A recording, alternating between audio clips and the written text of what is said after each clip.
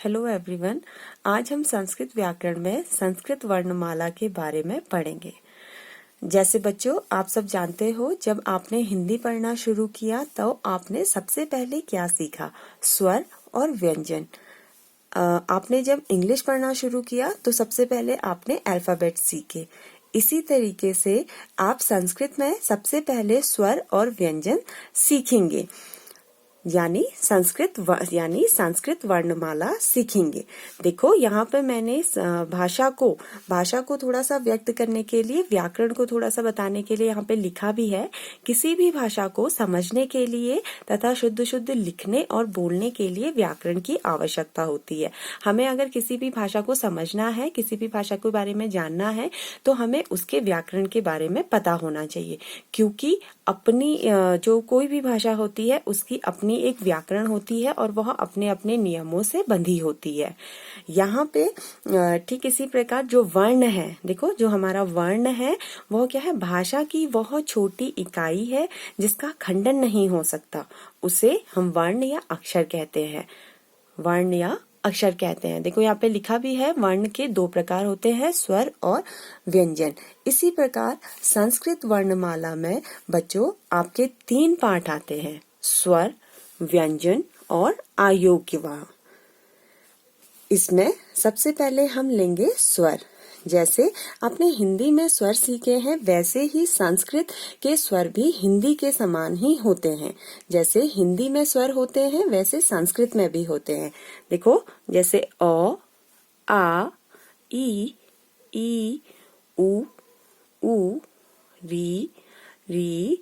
री, ए, आय, ओ, आओ। ठीक है। ठीक इसी प्रकार इनकी संख्या जो है वो 13 होती है। देखो नेक्स्ट आता है हमारा व्यंजन वर्ण। बच्चों आपने हिंदी में व्यंजन सीखे हुए हैं। हिंदी में जो व्यंजन सीखे हैं वही व्यंजन आपके संस्कृत में भी होते हैं, बस उसमें थोड़ा सा घुमाव होता है और थोड़ा सा फर्क होता है। इससे जो व्यंजन हम सीखते हैं उसमें व्यंजन के 5 वर्ग आते हैं। जो हम लोग संस्कृत में जो व्यंजन सीखते हैं उसमें 5 वर्ग आते हैं, क वर्ग, च वर्ग, ट वर्ग, त वर्ग और प वर्ग।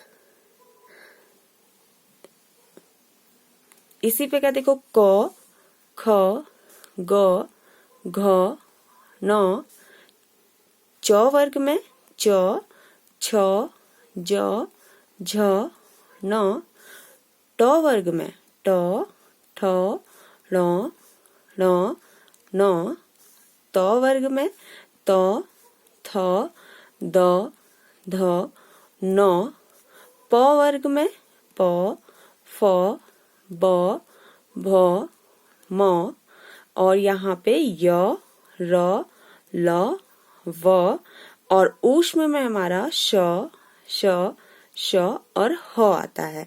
और देखो इनकी संख्या भी 33 होती है। और आप सब देखिए, हिंदी में व्यंजन के और संस्कृत के व्यंजन में कोई फर्क नहीं होता। हिंदी के व्यंजन में हमारे सेम ही होते हैं और संस्कृत में भी यही व्यंजन होते हैं। सिर्फ इन संस्कृत व्यंजन में नीचे से, देखो यहाँ पे हमने लिखा है नीचे से जो है हलंत लगा होता है, और जो ये साइन है, ये हलंत का साइन है, लेकिन हिंदी में ऐसा कुछ नहीं होता।